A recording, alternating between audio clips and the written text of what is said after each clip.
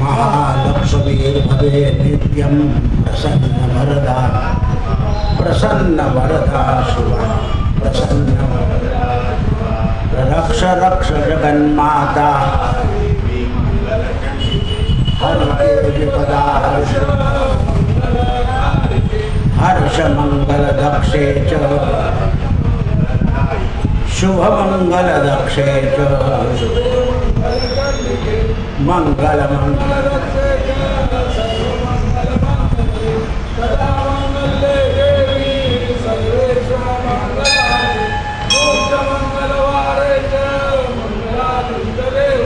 पूज्य मंगल भूपश हे नाविकर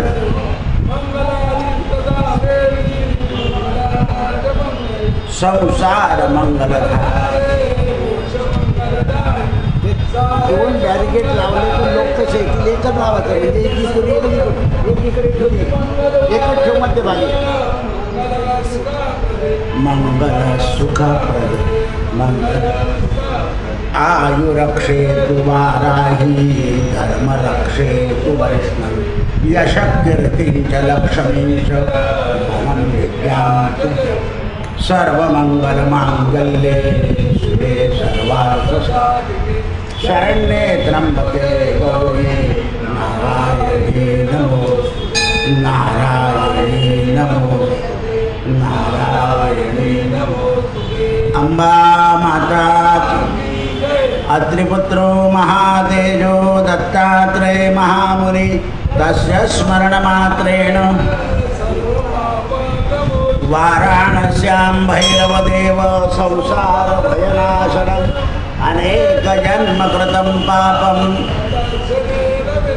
मनोजवं मारुततुल्यवेगं जितेन्द्रियं बुद्धिमतां वरिष्ठं वातात्मजं वानरयूथमुख्यं श्रीरामदूतं शरणं प्रपद्ये कृष्णाय वासुदेवाय हरये परमात्मने प्रणतक्लेशनाशाय गोविन्दाय नमो नमः गोविन्दाय नमो नमः गोविन्दाय श्रीराम जय जय राम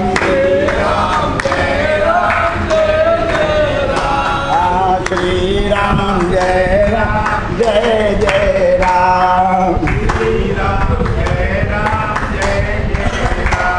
श्रीराम हे नाविकर श्रीराम जय राम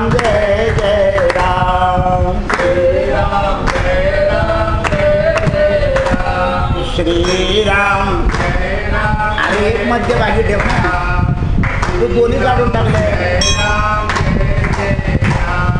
श्रीराम जय राम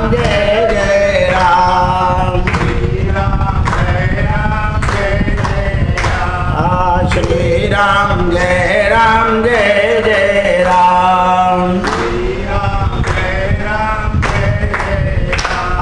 श्रीराम जय राम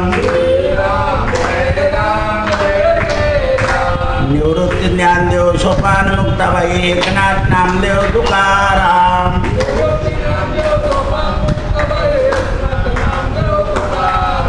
निवृत्ती ज्ञानदेव सोपान मुक्ताबाई एकनाथ नामदेव तुकाराम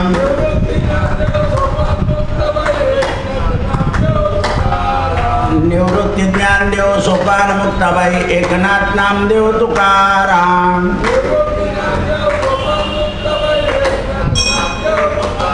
नमः पार्वती पतये हर हर महादेव सीताकांत स्मरण जय जय राम जय जय रघुवीर आदिशक्ति मुक्ताबाई की जय।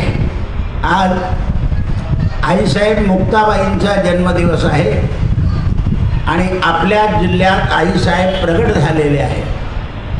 एवढंच नाही तर आपल्या जिल्ह्यात आईसाहेबांनी स्थिर राहण्याचं कबूल केलेलं आहे।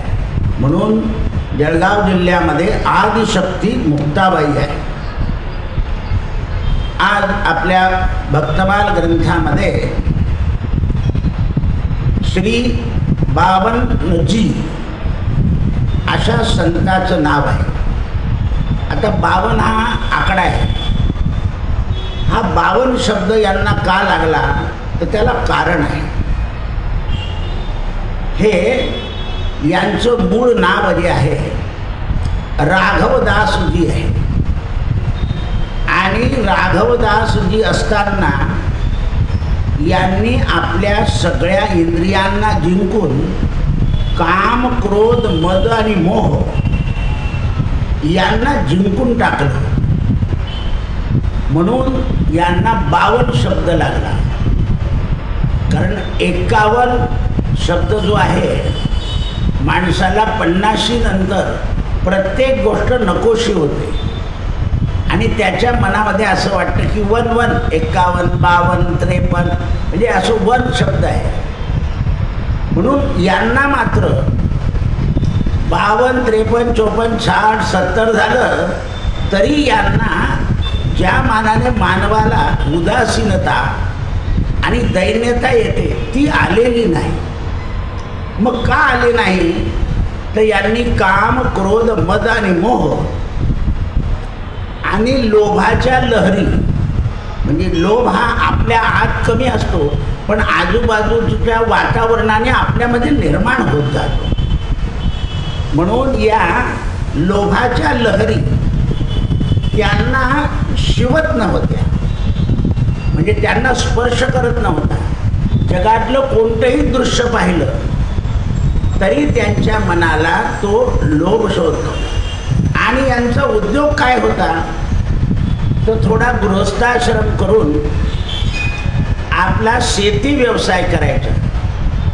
भगवंताच्या कृपेनं त्यांना त्यांच्या शेतीमध्ये आपला उदरभरण करून सरकारचं सगळं देऊन साधू संतांच्या सेवेकरता धन उरत होतं. मग त्यांनी पाहिलं हे उरलेलं धन जे आहे तर याचा उपयोग काय करायचा तर तो त्यांनी अतिथी सेवा आणि साधूंची सेवा या निमित्ताने अन्न आणि धान्य आणि कपडा या 3 गोष्टींनी साधूंची सेवा करायला लागले. आता सेवा स्वभाव झाल्यामुळे यांच्या स्वभावाचं शांतीत रूपांतर झालं. काही कुठलंही कसंही वादळ निर्माण झालं तरी त्यांच्या मनाला क्षोभ होत नव्हतो. आता क्षोभ केव्हा होतो अतिलोभ तो क्षोभ. जे देवानं दिलंय त्यात आपल्याला निभवायचं आहे असं त्यांच्या मनाला पटून गेलं होतं. त्यांचा स्वभाव आचरण उत्तम झाल्यामुळे आणि संतांच्या सेवेची दृढ व्रत घेतल्यामुळे पुढे पुढे त्यांच्या संत सेवेची गुरुभक्तीची प्रसिद्धी होत गेल्यावर संकट आले. कारण जसं माणसाला प्रसिद्धी मिळते ना तसं काही संकटाला सामोरं जावं लागतं. राघवदास हे रामभक्त होते. त्यांच्या वडिलांनी आणि आईने त्यांचं नाव जन्मल्यावर राघवदासजी असं ठेवलेलं होतं. जगतामध्ये भक्तीचा उपदेश गुरु गोविंद सिंगांनी केल्यामुळे गुरु गोविंद सिंग हे त्यांचे गुरु होते. यत्र तत्र सगळीकडे त्यांच्या गुरुचा जय जयकार. आजही गुरु गोविंद सिंगांचा जय जयकार आहे. आणि त्यांच्या वेळपासून जे अन्नछत्र चाललं आहे लंगर ते आज तागायतपर्यंत त्यांचे लोक जाऊन लंगरमध्ये देऊन टाकतात की चालू द्या जो तो आपल्या कमाईतून देऊन टाक. तर ते व्रत यांनी आपल्या घरी घेतलेलं होतं.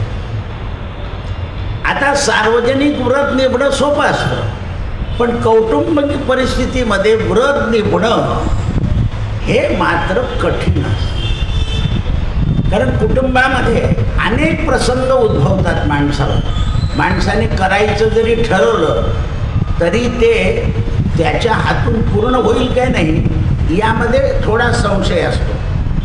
म्हणून संतांची सेवा करायचं ठरवलं आणि संत सेवा करत राहिले.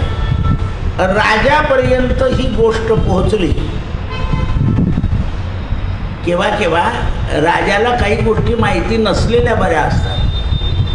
मग राजाच्या दरबारी असलेल्या लोक म्हणाले, इतकं कसं काय करू शकता, हे नक्कीच आपला टॅक्स चुकवत असतील म्हणून त्यांना जमतं. जसं आता एखाद्या मंदिरात लिहिलं असतं किंवा तुम्ही जर आम्हाला देणगी दिली तर तुम्हाला टॅक्स माफ, तर तसं त्या काळात काही नव्हतं. त्यामुळे त्यांच्या मागे शुक्लाष्टक लागलं. म्हणून आपल्या महाराष्ट्रामध्ये संसारी माणसानं मर्यादित धर्म करावा असं सांगितलं आहे. आपण अवास्तव करू नये. 12 वाजता जो आपल्या घरी येईल त्याचा आदर सत्कार करून थांबून जायचा. म्हणून महाराष्ट्रासारखा धर्म कुठेच नाही. त्यामुळे बाप आपल्या घरी आता थोडासा काळ बिघडला आहे, पण अतिथी सत्कार हा 100% होता आपल्याकडे. गल्लीत कोणाचं लग्न पाणी भरून ठेवा, लोक येतील जातील पाणी पितील. आता लोक म्हणणार जाऊ द्या दरवाजावरून आपणच तिथे जाऊन बसू म्हणजे आपल्या घरी कोणी येणार नाही, असे झाले आहे. सोनवणे, नंदवरे सगळ्या लोकांना असंच वाटायला लागलं. जोशी, देशपांडे ते जाऊन बसता, आपल्या घरी कोणी न झालेलं बरं. कारण काय, त्यांना माहीत नाही अतिथी सेवेचं पुण्य काय आहे. आता जे आईबापाला ठेवत नाही ते त्या अतिथीच्या का बापाने ठेवलाय, अतिथीच्या बापाने ठेवलाय का. जे त्यांचे आईबाप त्यांना जेवायला मिळत नाही तेच वृद्धाश्रमात सगळ्या श्रीमंत लोकांकडे असं झालंय. काय उपयोग आहे त्या श्रीमंतीचा. ज्यांनी आपल्याला सकाळीच कान बांधून शाळेत पाठवलं, आल्यावर सगळं केलं, त्यांचं ही अवस्था नाही. म्हणजे तिथे सगळी सोय. अरे मग घरी ठेवणं सोय सगळी, तिथे ठेवण्यापेक्षा त्यांना नातवाचं, सोन्याचं, मुलाचं वैभव पाहायची इच्छा असते आत्मनामध्ये. म्हणून सगळी प्रजा त्यांची बरोबरी करायला लागली.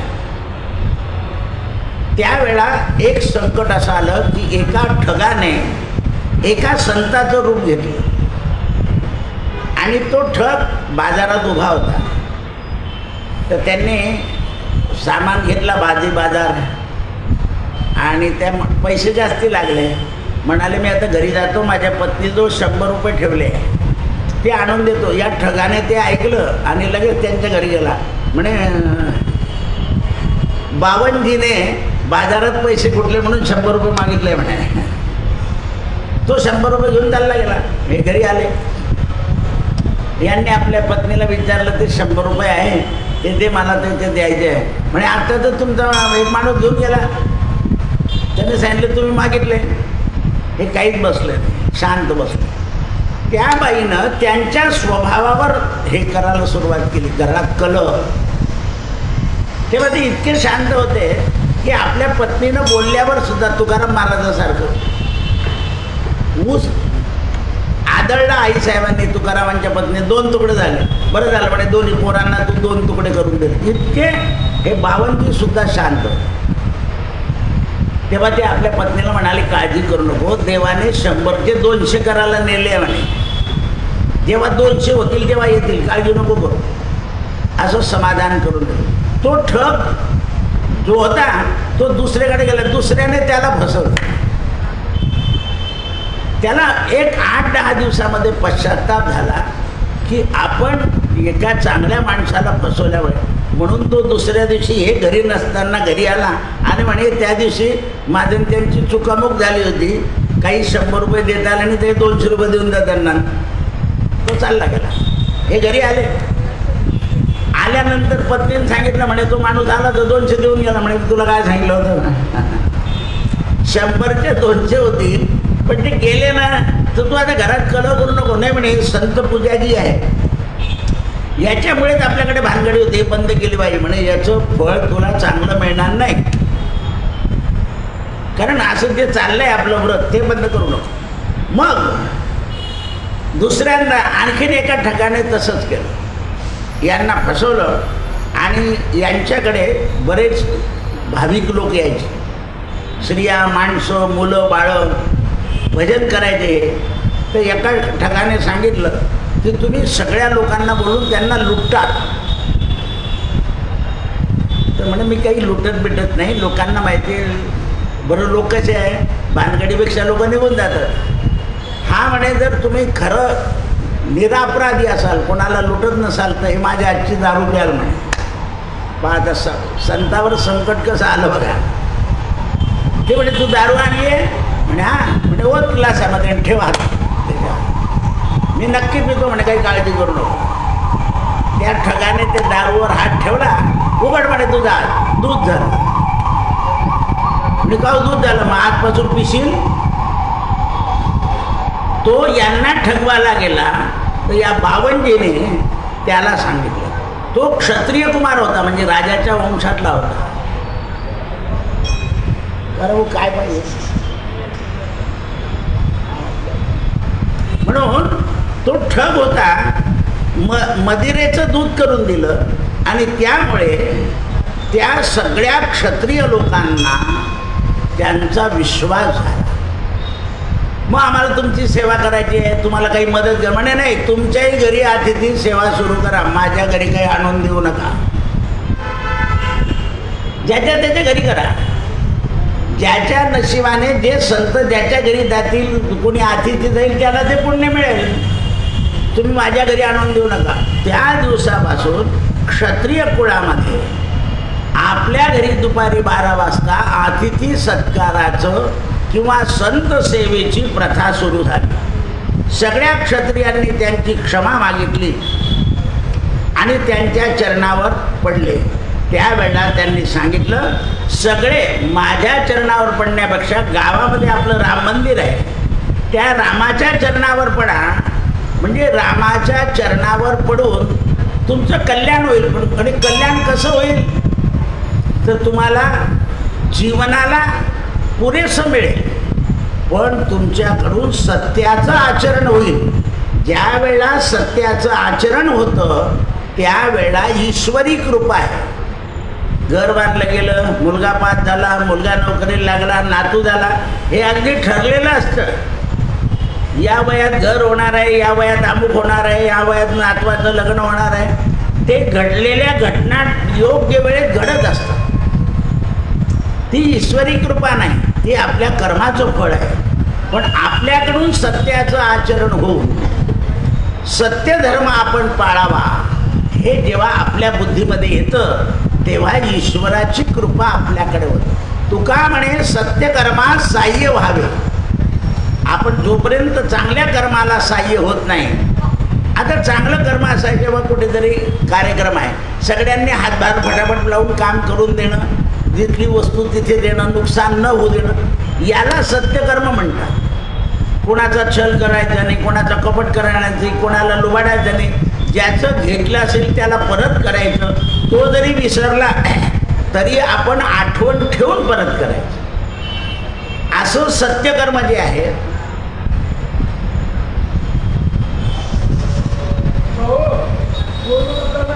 बाहेर बसला. एकदा प्रवचन सुरू झालं ना मंदिरात बसूच नाही. काय झालं, मंदिर म्हणजे गप्पा मारायचं ठिकाण होऊन गेलं आहे. कोणी मोबाईल खेळतं तर कोणी काय करतं, काय चाललंय ते परमार्थ. नवरात्र चाललं आहे, बाहेर बसा बघितल्यात जा. म्हणून त्यावेळेस त्यांनी क्षमा प्रार्थना करून सगळ्या लोकांना कृतार्थ करायचं ठरवलं. शेवटी सगळ्या लोकांनी असं सांगितलं की महाराज, महिन्यातून 2दा तुम्ही संकीर्तन करावं राजदरबारी. म्हणजे राजांची आज्ञा असेल तर मला करावं लागणार आहे, ते काही माझ्या इच्छेने होणार नाही. आणि राजालाही करायची इच्छा जेव्हा होईल, जेव्हा रामाची इच्छा होईल तेव्हा राजा करेल. देवाच्या इच्छेशिवाय मोठ्यांना सुद्धा बुद्धी होत नाही.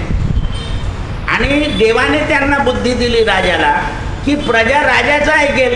देव राजा देवाचा ऐकतो आणि देव राजाला सांगतो, राजा प्रजेला सांगतो आणि प्रजा वागते.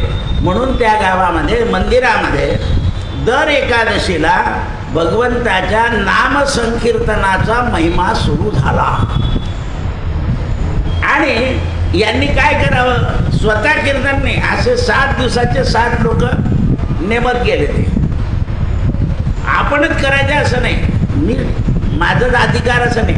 तुम्ही कोणी भगवंताचं नाव घ्या, सकळ जीवाचा करीतो सांभाळ, तुझं मोकवील ऐसे नाही. जीव परमात्मा सकळ जीवांचा सांभाळ करतो. आपल्याला टाकून दिलं असं कधीच नसतं, पण आपलं कर्म असतं, त्या कर्माप्रमाणे ईश्वर आपला सांभाळ करतो.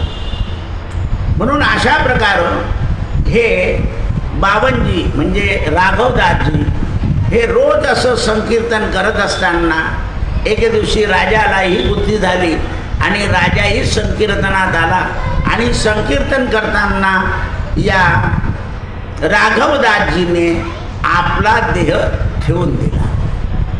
म्हणजे असे संत होतात.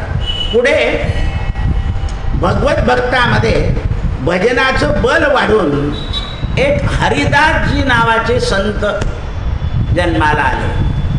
त्यांचं उपनाव आहे वामनजी. कारण उपनाव का पडलं तर ते वामन भगवंतासारखे लहान होते, बुटके होते, म्हणून त्या ना वामनजी त्याचं हिंदीमध्ये अर्थ बामनजी अर्थ झाला. म्हणून त्यावेळा हे वैष्णव होते. यांना स्वप्नामध्ये असा भगवंतानी अनुग्रह केला की तू गळ्यामध्ये कंठी घाल, गोपीचंदनाचा टिळा लाव आणि वैष्णव बन. तुझ्यामुळे सगळं गाव वैष्णव होणार आहे. यांनी सकाळी उठून आपल्या आईला आणि वडिलांना वामनजीने असं सांगितलं की मला असं असं स्वप्न पडलेलं आहे, म्हणून काय करू. तर म्हणाले कर. आई वडिलांची आज्ञा घेतली. आणखीन जवळपास आदरार्थी आणि असे सभ्य लोक होते की मला असं असं स्वप्न पडलेलं आहे, मी काय करू. आई वडील मला हो म्हणाले. आजूबाजूचे लोक म्हणाले कर. अशा अनेक लोकांचा आशीर्वाद घेतला. देवाचं स्वप्न खरं होतं, पण वस्तुस्थिती जी आजूबाजूची आहे त्या वस्तुस्थितीला, जसं आपण सगळ्यांना गल्लीत आमंत्रण दिलं की बाबा आमच्या घरी सत्यनारायण आहे आणि आपल्या घरी लाऊडस्पीकर सुरू झाला की लोक म्हणतात नाही सत्यनारायण आहे. आणि जर आपण काय दामलं रे ते घरी केवढ्याला लावलं याने, म्हणजे आधी जर तुम्ही आमंत्रण दिलं असेल तर तुमच्या आवाजाचा कोणालाही त्रास नाही होणार. पण आमंत्रण दिलं नसेल लोक म्हणतील काय दामडं आहे, एवढ्यानं करता का लोक का हात करतोय सत्यनारायण, असं वाद होतो. म्हणून आधी आमंत्रण द्यायचं मग लावायचं, म्हणजे त्यांना माहिती राहते ते सत्यनारायण आहे. मग बाकीचे लोक म्हणतात आरती उद्या, मग जाऊ प्रसाद द्यायला. त्याचं कारणच असं आहे ना की आपण घरात जरी ठरवलं तरी आजूबाजूच्या लोकांना आपण निवेदन केलं की त्यांची सहमती घेतली की आपला कार्यक्रम चांगला होतो, आपला कार्यक्रम चांगला होतो. म्हणून हे यांना लोकांनी हरिदास म्हणायला सुरुवात केली आणि यांच्याकडे 52 गावाचं प्रमुख पण होतं, म्हणून बावनजी एक नाव पडलं. वामनजी आणि दुसरं बावनजी. म्हणून हे भ्रमण करीत आणि भक्तीचा संचार करीत ब्राह्मण कुळामध्ये जन्माला आल्यानंतर आपल्याकडून संत सेवेचं व्रत व्हावं आणि गावालाही समागम घडावा याकरता यांचं हरिदासांचे प्रयत्न सुरू झाले. यांनी वेश धारण केला स्वप्नामध्ये असल्याप्रमाणे आणि रात्रंदिवस आपले प्रयत्न करायचे. पत्नीलाही द्रव्य देऊन ठेवलं. 52 गावाचं कुलकर्णी पद होतं, त्यामुळे पैशाला काही कमी नव्हते की संत आले की तू करत जा माझ्या मागे सुद्धा. अशा प्रकारे बरेच दिवस चालू असताना एका ठगाने, कारण आपण कोणतंही व्रत घेतलं तर ठग लोक तिथे येतातच, म्हणून गावामध्ये क्षत्रियाचं काम काय आहे, जिथे ठग आला त्याला नीट करणे. ते बाकीच्या संतांना नीट नाही करता येत. म्हणून गावचा जो प्रमुख आहे त्याने त्यांचं रक्षण करायचं असतं. हे हरिदासजी आपल्या पत्नीला म्हणाले, बघ आज कोणी संत आले नाही आपल्या घरात, तर मला तगमग होते. म्हणे काय तगमग करायची, नाही आले तर नाही. म्हणे पाण्यातल्या माशाला जसं वरती काढलं की तो तळमळतो ना, तसं संत सेवा घडली नाही, हरिभजन झालं नाही की माझी तळमळ होते. बघा आता देवीची पाठ सुरू झाली, ज्यांना पाठ करायची असतात त्यांना पाठ होईपर्यंत तळमळ होते, केव्हा पाठ होईल केव्हा पाठ होईल. एकदा पाठ झाला.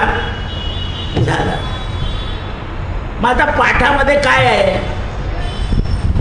देवीच्या पाठामध्ये राक्षस मारलेले आहे. मग हे तुम्ही श्रवण करता, याच्याने सुद्धा आपल्या शरीरातले राक्षस मारले जातात. म्हणून पाठ झाला नाही म्हणून तळमळ जी आहे ती श्रवणाने संपवून घ्यायची. श्रवण केलं की ते कामक्रोधाधिक राक्षस मर्दोनी देह अहम भाव रावण निवटोनी. हे जे श्रवण केल्यानंतर महिषासूर आहे, हे जे असुर सांगितले आहे सप्तशतीमध्ये, भगवती प्रगट झाली, सगळ्या देवांची शक्ती एकत्र आली आणि महिषासूर मारला गेला. तसं मोह महिषासूर मर्दोनी. श्रवणाने काय करायचं आहे, आपला मोह कमी झाला पाहिजे. आपला मोह कमी झाला पाहिजे. उदाहरण सांगतो तुम्हाला. तुम्ही जाता जाता नवरात्र आहे, सगळ्या लोकांना फुलाची गरज असते. काही लोक काय करतात, सकाळी 5:30 वाजता उठतात, काठीनं दुसऱ्याचं झाड असं त्यांचा फटाफट फटाफट फट पळून जातात. आता काय, एक फुल देवीला चालेल, किती चालेल, एवढंच केलं पाहिजे असं काही नाही आहे. पण आपला मोह काय आहे, मोठी माळ केली पाहिजे, असं केलं की देवी नाही. आपल्याला जेवढे आहे ना आपल्या दारापुढे, किंवा आपण जेवढे आणले ना, पण हा मोह आवरला जात नाही. जाता जाता ते लोक काही घेऊ देत नाही. पहा ना, काय नास्तिक लोकांच्या दारापुढे देव एवढे फुलं का देतो, आपल्यासारख्याच्या दारापुढे येत नाही, धड तुळशी टिकत नाही, असं बोलत जातो आपण. काही गरज त्यांचं आहे ते, देव त्यांना केव्हा बुद्धी दिल तर दिल, नाही दिल, पण आपल्याला मिळत नाही म्हणून आपण त्यांचा सगळा उद्धार करतो. हे म्हातारे लोक तर काठीने ओढतात ते झाड. ती बाई तिकडून कोण आहे, हा म्हातारा खाली लपून जातो. हा जो मोह आहे तो मोह आपल्याला असं दाखवतो. बरं, जाता जाता त्यांचा तिरस्कार करून जातात, आणखी घेऊ नाही दिलं. म्हणजे आपल्याला मोह असल्यामुळे आपण असे कृत्य करतो. म्हणून नष्ट मोहार सुतिर्ध्वा. मोह नष्ट झाला पाहिजे. कोणाच्या शेतावरून आपण गेलो तर त्याला असं विचारायचं नाही की तुला किती गहू होता. त्याने जर सांगितले किंवा मला 50 पदं झाली, छान आहे गहू, असं बोलून द्या. कारण किती होता, 50. मग काय करतो एवढ्याचं, आता काय करतो म्हणजे माणूस काय करायचं असं आहे ते. तर कोणालाही आपण विचारायचं नाही. त्याने सांगितलं तर त्याच्या आनंदात सामील व्हायचं. वा तुझ्या श्रमाचं फळ मिळालं, चांगलं झालं, असं होतं. पण आपल्याला मोह असल्यामुळे आपण काय करतो, दुसऱ्याचा जो आनंद आहे ना तो हिरवून टाकतो किंवा हाणून टाकतो. आणि त्यामुळे सुद्धा आपल्याला दोष भोगावे लागतो. जसं वर्ग शिक्षक असतात, एखादा विद्यार्थी खात्रीचा असतो, तो नापास झाला, काळजी करू नको रे, पुढच्या वेळेस पास होतील, त्याच्या पाठीवर ताप मारून त्याला पाठवून द्या, तू शिकणारच नाही असं नाही म्हणत ते. आपण क्रोधामुळे काय म्हणतो, तुला येणारच नाही, तू ढोरं चारशील, असं नाही बोलायचं. कारण शब्दोत्पत्ती जी आहे ना ती एखाद्या वेळा त्याच्या मनाला जर लागून गेली मुलाच्या, तर विपरीत घडून जातं. निदान 8-10 दिवस तरी काही बोलायचं नाही त्याला, त्याच्यात मिसळून द्यायचं. म्हणजे त्याच्या मनावरचा जो ताण आहे तो कमी होऊन जातो. कारण अल्पवयामध्ये पराजय मित्रांच्या संगतीनं याच्यानं त्याच्यानं माणसाला येऊन जातो. कारण हे वयच असतं की ज्या वेळा बुद्धीचा कल कुठे न कुठे वाकून जातो. यांनी आपल्या पत्नीला संत सेवा जर झाली नाही तर माझं मन मत्साप्रमाणे तळमळतं. रामाने माझ्याकडून संत सेवा करून घ्यावी अशी माझी इच्छा आहे. म्हणून काही संत यांच्याकडे यायचे आणि संत जेवण झाल्यावर उसनवार पैसे मागायचे, हे देऊन द्यायचे. त्यांच्या पत्नीने सांगितलं काय पाहिजे, म्हणे बघ सगळं होईल, तू काही चिंता करू नको. एकदा एक संत आले, यांच्या पत्नीला काही कळालं नाही की हे संत कोण आहे.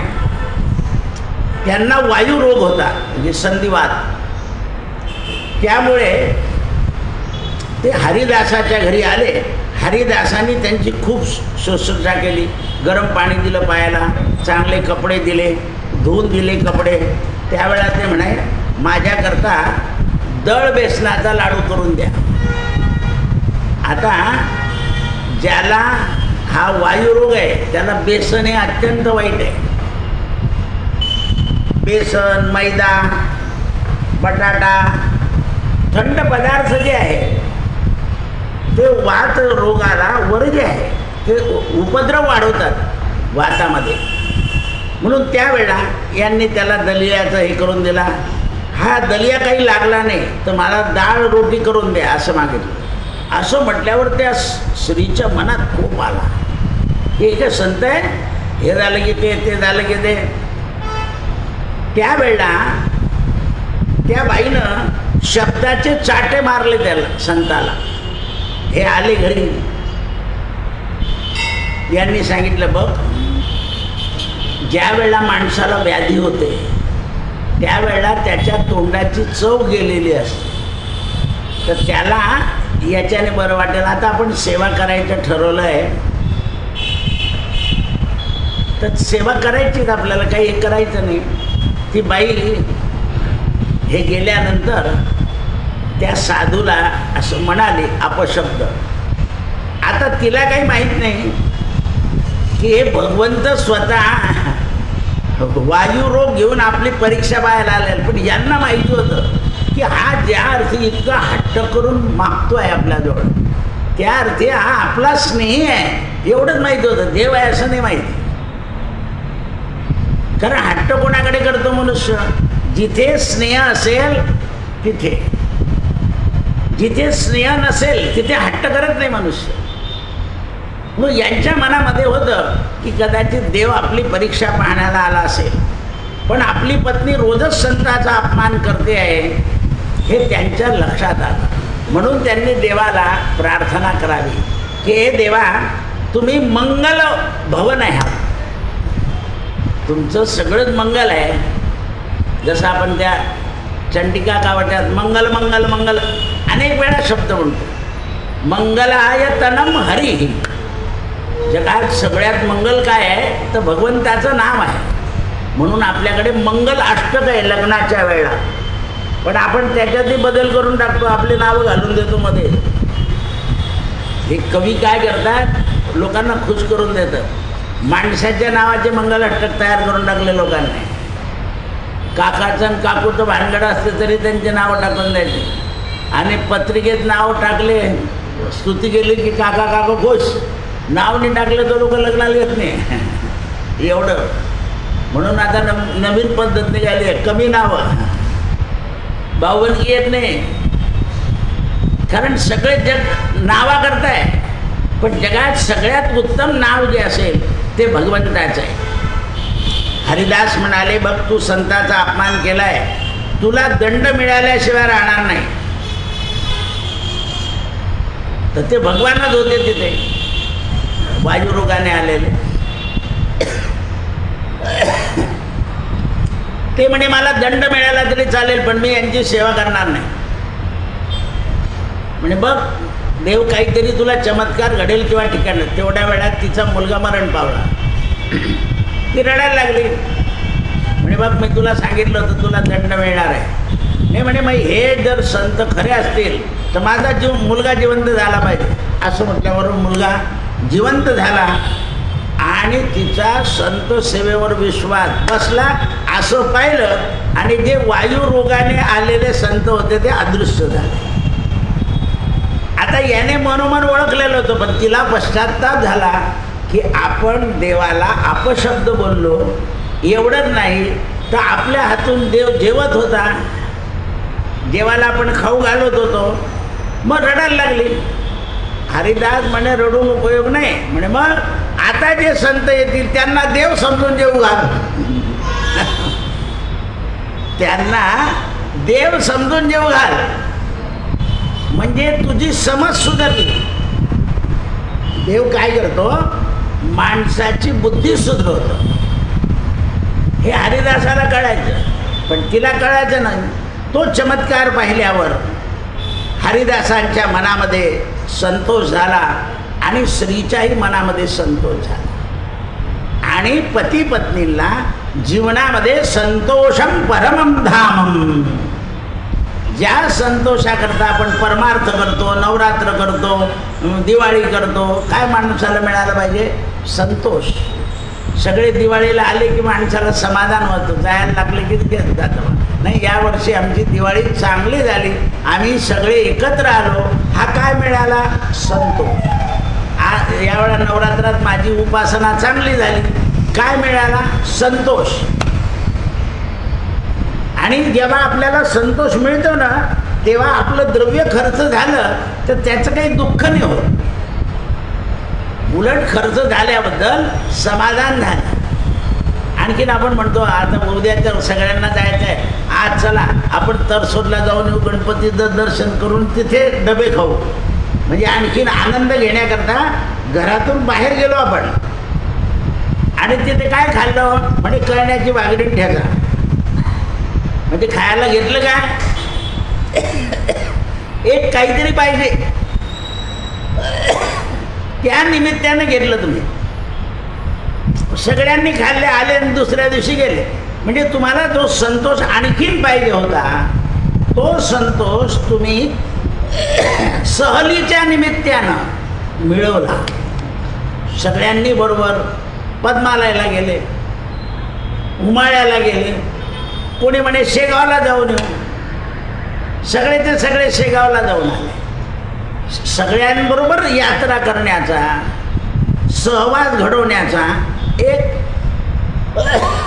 आनंद मिळाला आणि त्या आनंदाने तुम्हाला संतोष मिळाला. म्हणून परमार्थामध्ये संतोष हे मुख्य साधन आहे. काय आहे? संतोष. आणि संतोष हे एकट्याने भोगता येत आपल्याला. परिवारासह, स्नेहासह, स्वकीयांसह, आप्तांसह सगळे एकत्र आले की आपल्याला आनंद मिळतो आणि हाच परमेश्वराचा आनंद आहे असं त्यांनी जगाला सांगितलं. त्या दिवसापासून त्या गावामध्ये सगळे सहभोजन करायला लागले द्वादशीच्या दिवशी. आणि अशा प्रकारे ते गाव वामन नावांच्या, बावन नावांच्या नावाने प्रसिद्ध झालं. पुढे परशुराम देवचार्याजी, परशुराम देव यांचा जन्म जयपूरमध्ये 16व्या शतकात झाला. हे परम महात्मा होते आणि हरिव्यासदेवजी नावाचे मोठे संत होते त्या काळामध्ये, त्यांचे शिष्य होते. परशुराम देवजी हे यांना कवित्व येत होते, चांगलं काव्य करीत होते आणि हे रस उपासक होते. रस उपासक म्हणजे भक्तीचा जो रस आहे त्या भक्तीच्या रसाची उपासना करायची. म्हणजे काव्याच्या युगानं जगामध्ये भक्ती वाढावी, लोकांचं लक्ष ईश्वराकडे लागावं याकरता काव्य करायचे. भगवंताची कथासुद्धा रसस्वादानं सांगायची. जसं आपल्याकडे दासगणू महाराज होऊन गेले, हे आधी पोलीस कॉन्स्टेबल, पण संतांच्या कृपेने त्यांनी भक्तिचरित्र लिहिलं, त्यानंतर गजानन चरित्र लिहिलं, साई चरित्र लिहिलं, स्वामी चरित्र लिहिलं. त्या भक्तीच्या रसाच्या योगानं अनेक लोकांना या भक्ती रसामध्ये त्यांनी आज तागायतपर्यंत बुडवलं आहे. म्हणजे दासगणू महाराजासारखा गजानन विजय, साई विजय कोणी लिहिलाच नाही. भक्ती विजय अनेक कवी झाले पण त्यांच्या काव्यासारखं नाही केलं. पूर्वाश्रमामध्ये पोलीस खात्यात असून, कारण तो जो रस आहे शब्दाचा, आताच मी सांगितलं ना की आपल्याला हे कळायला पाहिजे. पुरुषाला पुरुषत्व, स्त्रीला स्त्रीत्व, पुत्राला पुत्रत्व, कन्येला कन्यत्व आणि समाजाला समाजतत्व हे कळायला पाहिजे. आपण जर एकमेकाला अनुकूल राहिलो, शारीरिक, मानसिक, आर्थिक सगळं अनुकूल नाही राहू शकत. कारण आर्थिक परिस्थिती कमी जास्त होते किंवा जेव्हा शरीर थकून जातं तेव्हा जास्त असतं. अर्थ हे तरुण वयामध्ये भरपूर पाहिजे की ज्या वयात आपल्याला सगळ्या गोष्टी अनुकूल करता येतात. वयोवृद्धात आता बघ काही कसे पेन्शनर आहे की 2च जण आहे आणि 50,000 पेन्शन आहे. ते आणाचा बी कंटाळा आहे, न्यायचा बी कंटाळा, पण डबा येतो, बाई लावावी तर ती चोऱ्या करते, अमुक करावं असे वाटत. 50,000 रुपये खर्च होत नाही त्यांच्याकडून, असं आहे. आणि 2 जण आहे 17,000मध्ये मस्त फिरून येतात सगळं कुठे. कारण ते नाही ना, कारण शरीर नाही आहे आता. यांचं शरीर चांगलं आहे, मग शरीर हे आपल्या हातात नाही आहे. किती त्याला जोपासलं, किती केलं तर त्याचा जो कर्मयोग आहे, त्याचा भोगयोग आहे, तो भोगयोग आला की ते शरीर तसं थकणारच. म्हणून त्याचा विचार करत नाही. ते जशी वेळ आली ना त्याच्यात आनंदित राहायचं. जैशी स्थिती आहे तैशा परी राहे आणि कौतुक तूप आहे संचिताचे. वाहिला उद्वेग दुःखची केवळ भोगणे त्याची फळं. कुठेच एकटं जाऊ नये, पण परमार्थात एकटं येऊन जावं, कारण ते आपल्यालाच करायचं आहे आणि त्याचा फायदा व्यक्तिगत आपल्याला आहे. परमार्थाचा फायदा व्यक्तिगत बाकीच्या कुटुंबिक लोकांना नसतो. म्हणून कोणी असो या नसो, परमार्थ आपला आपण करावा. म्हणून परशुराम देवांचं व्यक्तिमत्व वाढत गेलं, कारण ते कथामृत करायचे, लोकांना द्यायचे, भगवत गुणांनुन वर्णन व्हायचे. म्हणून त्यांच्याकडे संत लोक यायचे आणि गावातले लोकही यायचे. त्यांचं जीवन जे आहे ते पूर्णपणे तपोमय झालं. लोक त्यांना तपोमूर्ती म्हणू लागले. परशुराम देवांना तपोमूर्ती, तपाची मूर्ती आहे बुवा. काय शिकायचं असेल तर यांच्यापासून शिकावं. म्हणून त्या अजमेरच्या जवळ समेलेशा नावक एक गाव आहे आणि तिथे समेलेशा शहा नावाचा एक फकीर राहत होता. आता काही लोक हिंदुत्वाचा विचार न करता सुद्धा साधू संत एकत्र राहतात. म्हणजे फकीर आणि संत असे समान राहतात की त्यांच्यामध्ये तो हिंदुत्व मुसलमान तत्व हे तत्व नसतं. आपण सगळी एकाच ईश्वराची लेकरं आहोत अशी भावना असते. पण हे परशुराम हे नेहमी दंभाचं आणि पाखंडाचं खंडन करायचे. त्यामुळे यांना राधव माधवाचं मंदिर निर्माण करायचं होतं. म्हणून यांनी आपल्या शहा नावाच्या शरीरामध्ये आपलं मंदिर बांधावं. परशुराम देव हे उच्च कोटीचे रसक असल्यामुळं त्यांना सगळ्या समाजाचे लोक धरून ठेवायचे. ज्या ज्या समाजाचे लोक होते ते धरून, आणि ते प्रत्येकाच्या सहमतीला जायचे. हे काही लोकांना आवडायचं नाही. आता जसा मनुष्य मोठा होतो ना तसा त्याचा दृष्टिकोन असं बदलावा लागतो. जसं एखादा आपल्याकडचा सालदार असतो, त्याच्या घरी मालक पहिल्याच प्रथम चालला जातो. मालक आल्यामुळे त्याच्या मनात एवढा आनंद होतो आणि तो ते भरभर कार्य करायला लागतो. लोक म्हणतात का तुम्ही मालक असून लवकर आल्या? अरे आपण बसले म्हणजे काम लवकर होतं. त्या मालकाला त्या नौकराचं काम चांगलं करून घ्यायचं आहे म्हणून तो तिथे जाऊन बसून राहिला. त्याच्या वजनामुळे काम लवकर झालं. तो न जेवता निघून जा, तुम्ही नंतर येईल रे, तो दूर गो, असं आहे. कारण त्याला त्याच्या कामात सुखी करून परत आपल्या घरी त्याला बोलवायचं आहे. नाही हो मालक, उद्या मला जावंच लागेल मालकाकडे, मालक किती वेळ लग्नात होते, नाही तुम्ही आवरून घ्या, मी चाललो कामाला. तो चालला जातो. कारण काय, मालकाच्या जाण्यामुळे त्याला जो एक आनंद झाला आणि मालक बसल्यामुळे काम लवकर झालं आणि चांगलं झालं. म्हणून असे काही लोक असतात जगामध्ये, दुसऱ्याचं कार्य चांगलं होऊन त्यालाही आनंद होतो आणि दुसऱ्याचं कार्य चांगलं झालं हे मालकाला आनंद झाला.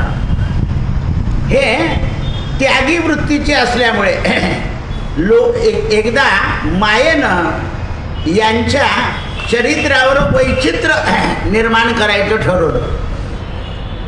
आता माया आहेच, ही चांगल्यालाही पछाडते. आज रात्री ऐकायचं आपल्याला, आपलं जे देवी भागवत सुरू होईल त्या देवी भागवतामध्ये ईश्वरी माया आणि जगाची माया या दोन मायेचा संदर्भ घेऊन कथा सुरू होईल.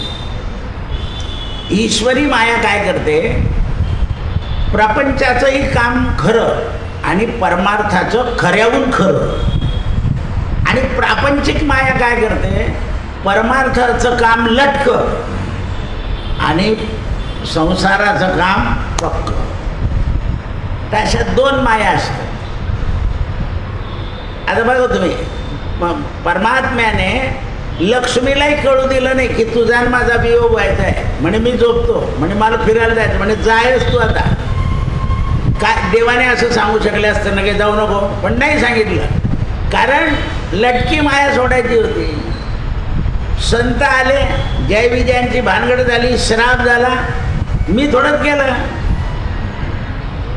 देव म्हणे मी थोडंच केलं होतं, तू चालले गेली, आता तू जायचं का बरोबर होतं का तुझं. अशी ती लटकी माया आहे, ही आपल्याला लटकवून देते.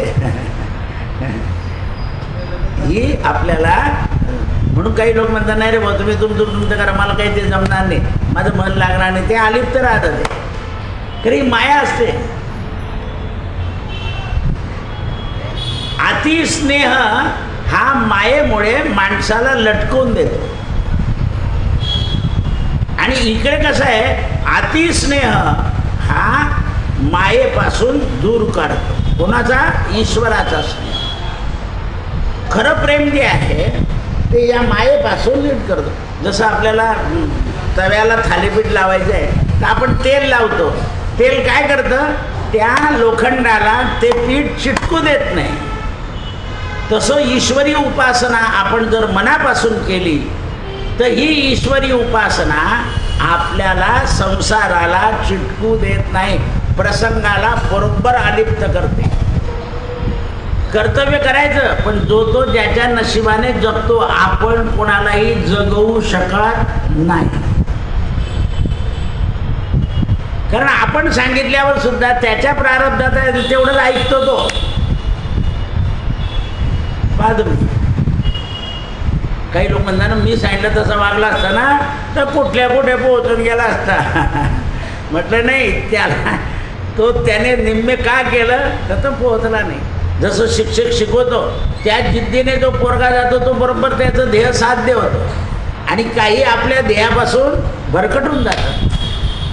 आपलं ध्येय सुद्धा परमात्मा जर असेल आणि आपला स्नेह परमात्म्याशी जमला असेल तर परमात्मा स्वप्नात येऊन जागृत करतो, सावध हो. तसे म्हणून त्याप्रमाणे त्यांनी सगळ्या वस्तूचा त्याग केला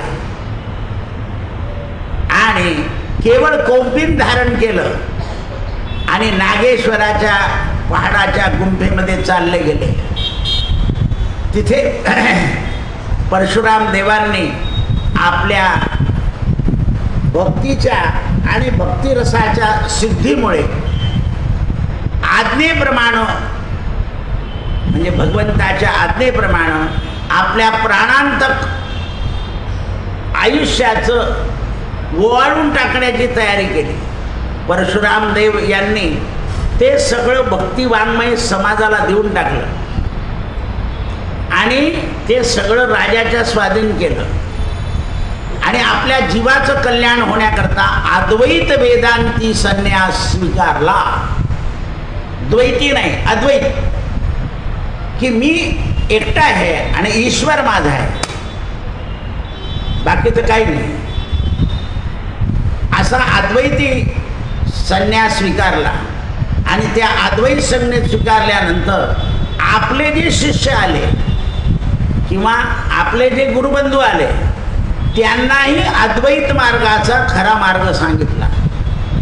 त्यावेळेला त्यांच्या संन्यासी गुरुनं सगळ्या शिष्यांना सांगितलं, हा माझ्यापेक्षाही श्रेष्ठ आहे, याच्या आज्ञेत राहा.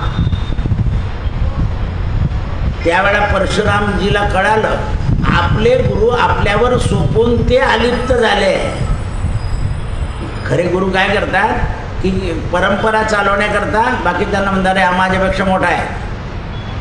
आता शिष्य गुरुपेक्षा कधी मोठा होत नाही.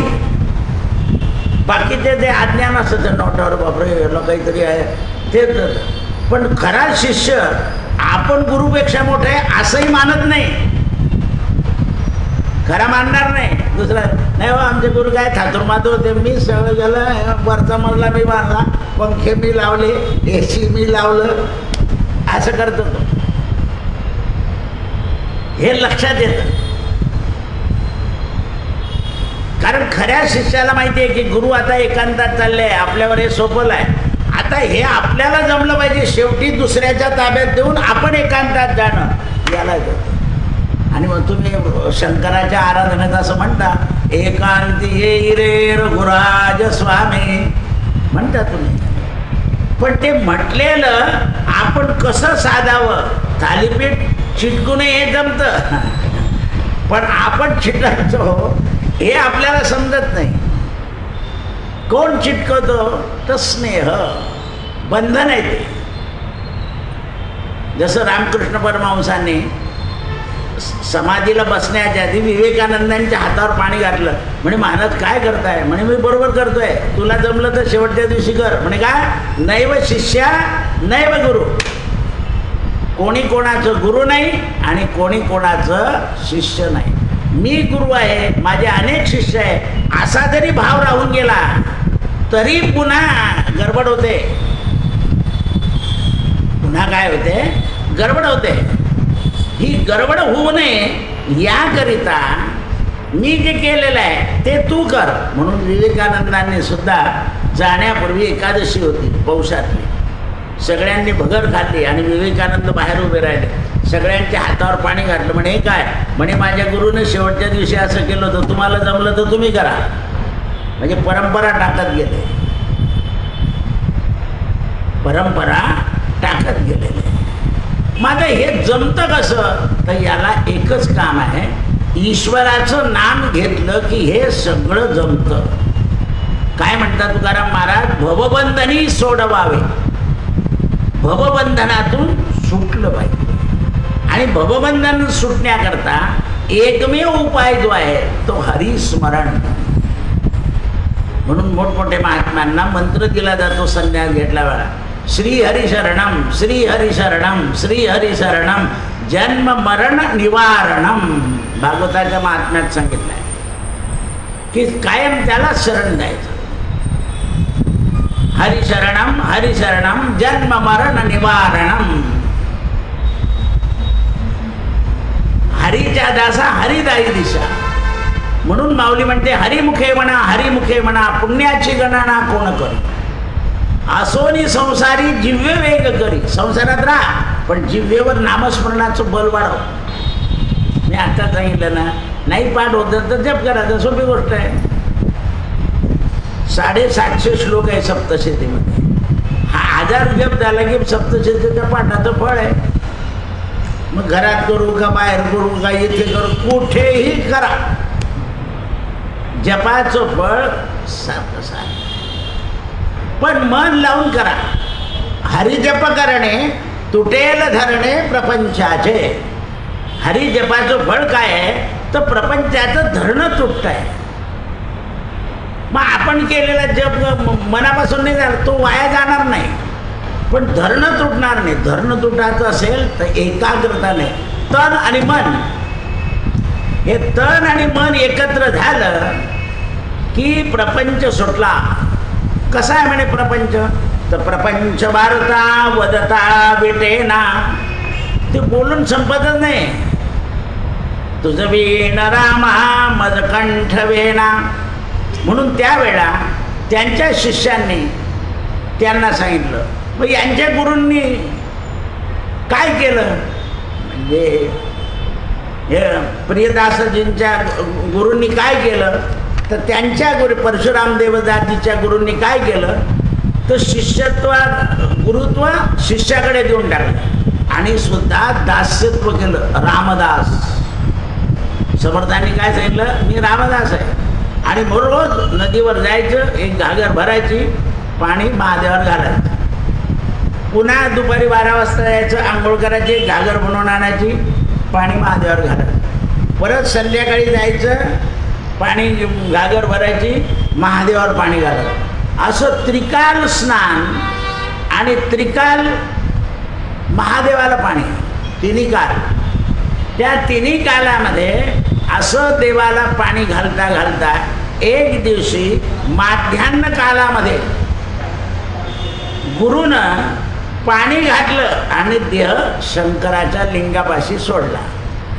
त्या दिवशी यांनी आपल्या शिष्यावर गुरु परंपरा सोपवली आणि हे बाजूला झाले आणि गुरुचं त्रिकाळ स्नान आणि त्रिकाळ पाणी घालणं सुरू केलं. कारण गुरुने घातलेले जे मार्ग आहे हे मार्ग संत दाखवून जातात आपल्याला. म्हणून संतांचे मार्ग जे आहे ते सुखकर आहे. शास्त्र वेद पुराण उपनिषद यांचेही मार्ग आहेत, पण यांचे मार्ग सुखकर नाही. आपल्यासारख्या पामर जीवाला ते सुखकर व्हायला जरा जड जातात. मग ते सुखकर व्हावे याकरता काय करावे? तर संतांची कृपा संपादन करावे. मग आता कृपा संपादन कशाने होईल? तर शरीरानं, वाचेनं आणि मनानं, कायिक, वाचिक आणि मानसिक या 3 प्रकारानं आपल्या गुरुचं स्मरण करावं. जसं काल आपला पितृपक्ष संपला. पितृपक्षामध्ये अमावस्येच्या दिवशी जे ज्येष्ठ शुद्ध पौर्णिमेला पितृलोकातून पितर लोकांना खाली येण्याची परवानगी असते. 15 दिवस तुम्ही खाली जायचं आणि खाली राहायचं. तुमचे पूर्वज जे तुमच्या नावानं, स्मरणानं किंवा दानानं किंवा जपानं जे काही करतील ते तुम्हाला प्राप्त होईल. आणि अमावस्येला त्यांना अशी आज्ञा असते पितरांना की अमावस्या संपली की तुम्ही इथून निघून जायचं. मग आता पितरांचं आगमन पौर्णिमेला होतं आणि गमन अमावस्येला होतं, म्हणून तिला सर्व पितृ अमावस्या म्हणतात. म्हणून त्या दिवशी दीपोत्सव, जसं लक्ष्मीच्या दिवशी आपण दिवे लावतो त्याप्रमाणे दीपोत्सव की त्यांचं गमन होणं करतं आणि सगळ्यांनी भोजन करायचं, आप्त इष्ट मित्र परिवारानं. अशा प्रकारे त्यांचं गमन होऊन जातं. अलगे त्यांचं गमन झालं पितरांचं आणि कोणाचं आगमन झालं? देवीचं, शक्तीचं. पितर गेले आणि लगेच शक्ती. कारण लोकांनी घरं दारं भांडे कुंडे स्वच्छ करून देवघर देव घासून बिसून आज सकाळी अंबाबाई अश्विन शुद्ध प्रतिपदेशी अंबाबाई सली सिंहासनी. आणि आपल्याकडे तर आईसाहेब मुक्ताबाईंचा जन्मदिवस आजच आहे महाराष्ट्रात. त्यांच्या गावाला होईल की नाही होईल, पण जिथे महाराष्ट्रात आज पहा तुम्ही आपल्या हैदराबादला धूम आईसाहेबांच्या जन्माची. कारण शक्तीचा दिवस आहे. म्हणून मुक्ताबाई शक्ती का? तर अश्विन शुद्ध प्रतिपदेलाच प्रगट झाल्या. माऊली श्रावण कृष्णाष्टमी हे त्रयोदशी निवृत्तीनाथ, सोपानदेव द्वादशी पर्वकाळ आणि तिन्ही भावंडांचा अधिक मास आहे. 4 भावंडांचा म्हणजे 3 वर्ष पूर्ण होऊन 4थ्या वर्षी एक संतती देईल. प्रत्येक संततीमध्ये 4 वर्षाचा अंतर. निवृत्ती, ज्ञानदेव, सोपान, मुक्ताबाई, एकनाथ, नामदेव. तर मग 4 वर्ष मनुष्यानं निवृत्तीचा विचार करायचा की आपल्याला संसारातून निवृत्त व्हायचं आहे, संसारातून निवृत्त व्हायचं आहे. मग 4 वर्ष ज्ञान संपादन करायचं. मग 4 वर्ष आपला मार्ग शोधायचा की आता आपला मार्ग खरा कोणता आहे, प्रपंच का परमार्थ. आणि असे तुम्ही 4 वर्ष 4 वर्ष 4 वर्ष 4 त्रिक असे झाल्यानंतर मग मुक्त अवस्था येते आपल्याला की कुठेही जा, कोणाच्याही घरी जा, थोडंसं खाल्लं आपलं आनंद राहतो, गाव कसं मग येतो चाललं दुसरीकडे, मुक्त होऊन जातो मनुष्य. मग पण हे जीवनमुक्त होण्याकरता, या शरीरातून अलिप्त होण्याकरता आपल्याला काय करावं लागेल. जीवनमुक्त झालो, जीवनमुक्त झालो, नामाची या गजरेत जीवनमुक्त झालो. संसार करायचा, प्रपंच करायचा, सगळं करायचं, पण भगवंताचं नाम घेत राहायचं. तर नाम काय करतं, आपल्याला त्याच्यापासून सुटकारा करतं. म्हणून नामे पाषाण तारिले, नामे अनेक उद्धरले. वाल्मिक, गणिका, अजामेळ, ध्रुव, प्रल्हाद, अनेक परंपरा आपल्याकडे आहे. आजही असे नामाने उद्धरणारे असंख्य लोक आहे. आपण नर्मदेच्या काठावर जर गेलो तर आपल्याला असे काही लोक प्रपंचातून येऊन तपस्वीचं जीवन जगताना सापडतात. म्हणून नर्मदा ही तपोभूमी आहे, गंगा आणि यमुना ही प्रेमभूमी आहे. या ठिकाणी साधू संत महंत सत्संग करताना सापडते. म्हणून या परशुराम सागर नामक यांनी ग्रंथ निर्माण केला आणि त्या ग्रंथामध्ये असे काही दोहे लिहिले, काही छंद लिहिला आणि तो भक्तीमध्ये प्रसिद्ध झाला. गुरुनिष्ठा त्यांनी जास्त वर्णन केली आणि एक दिवशी गुरुप्रमाणेच भगवान शंकराला जल घालता घालता यांनीही आपला देह भगवान शंकराच्या ठिकाणी समर्पण केला. कृष्णार्पणमस्तु. जय हनुमान ज्ञान गुण सागर. रामदूत अतुलित बलधामा.